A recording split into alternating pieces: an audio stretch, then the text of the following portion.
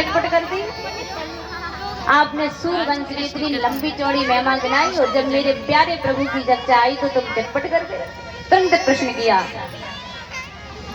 भगवान मैं जानना चाहता हूँ मेरे प्रभु ने अपने अंशों के साथ कैसे अवतार लिया है। और श्री कृष्ण भवरोग की मीठी दवा है, इसलिए नहीं पूछता हूँ प्रश्न। मेरे प्रभु ने मेरे पितामह पूर्वजों को कौरव सैन्य सागर से पार लगाया था और मैं उन्हीं प्रभु ममत्व होता है। और जिस शब्द में दो माँ हो ऐसे मामा कंस को क्यों मारा। भगवान ने ब्रज में कौन कौन सी लीलाएं की हैं, सविस्तार मुझे पान कराइए। सुखदेव जी ने कहा, परीक्षित एक काम करो, 5 दिन हो गए हैं एक ही आसन पर बैठे हो तो कुछ जलपान कर लो।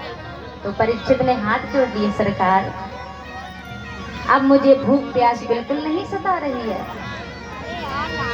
कभी मैंने भूख प्यास के कारण एक ऋषि का अपमान कर दिया था, लेकिन अब वही भूख प्यास मुझको बिल्कुल नहीं सता रही, क्योंकि आपके श्री मुखार बिंदु से हम भगवान की पवित्र कथा को श्रवण कर रहा हूँ। ओहो, गदगद हो गए सुखदेव जी। कहते हैं, राजन सुनो, जब इस पृथ्वी पर जरासंध जैसे कंस जैसे दिग्गज राजा हो गए, पृथ्वी पर प्रविष्ट होकर के अत्याचार करने लगे, पापाचार करने लगे, भ्रष्टाचार करने लगे, पृथ्वी पापों से पीड़ित हो गई। ब्रह्मा जी के पास रोते रोते आई। उस समय पृथ्वी ने गौ का रूप धारण कर रखा था। पृथ्वी सहित सभी देवताओं ने प्रभु से पुकार की, हे करुणा निधान, क्या कंस के अत्याचारों का आपको पता नहीं है।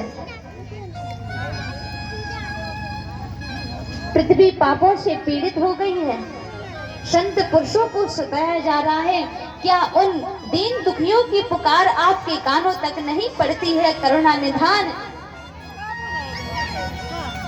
ब्रह्मा सहित सभी देवताओं ने प्रार्थना की तो भगवान ने अपनी दिव्य वाणी को ब्रह्मा जी के हृदय में प्रकट किया।